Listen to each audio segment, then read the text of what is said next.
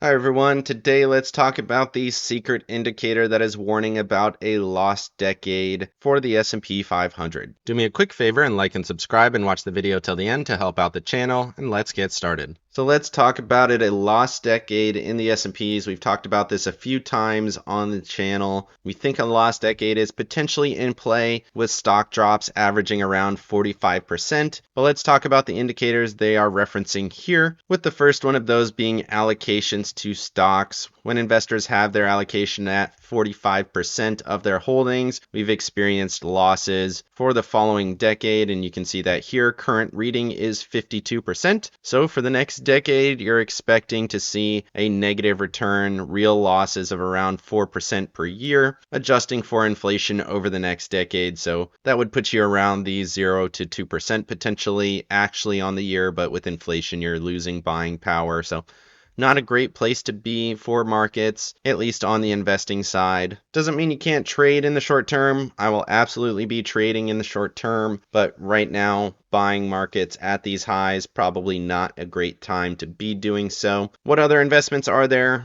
Bonds, we've been talking about it. Bonds, real estate, things with yields. That's what I've been advocating for on the channel. Then they talk about a ratio here, the total value of stocks over the value of stocks plus the total value of liabilities for all borrowers. They say if total liabilities continue to go up, then we should see an expansion of the stock market as the denominator increases, so should the numerator. But if we see those liabilities starting to contract, that is starting to signal a recessionary environment. You want the ratio to stay consistent, but if it starts to decline with that denominator going down, then it probably will not do so, at least over the short term. But this is also a bit of an explanation of why stock prices have to go higher over the long term to keep that same allocation to stocks. The total amount of currency outstanding tends to go up over time, which means the value of things is going to go up over time. It's like the inflation of the stock market. But of course, that does not factor in things like irrational exuberance, which is arguably where we are at right now. But let's look at the forecast for this ratio. Just like we talked about, 52% allocation to stocks, some of the highest levels we've ever seen, going back here to the dot-com levels from 2000. And you can see markets are separated currently from this indicator. Subsequent returns are very, very high, but if these do come together like they have been,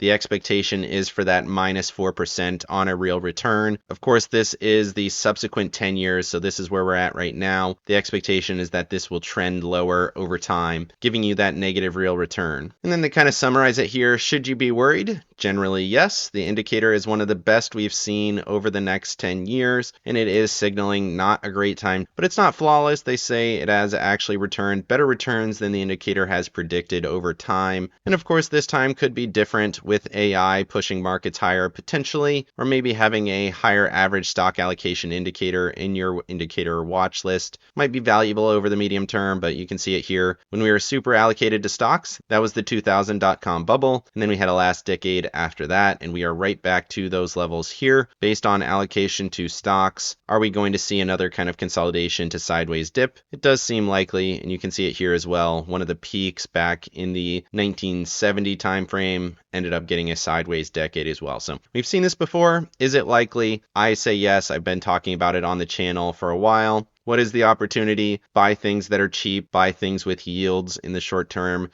reduce your allocation to stocks, and as stocks go down, then you can dollar cost average back into them, in my opinion. Let me know down in the comment section what you think of the potential upcoming lost decade. Is it going to happen? How are you allocating your stocks and bonds or real estate? Otherwise, like and subscribe if you got any value out of this video. Make sure you hit the bell so you don't miss out on any future episodes. Of course, none of this is financial advice. This is all for entertainment purposes. Good luck in your trading and have a great day.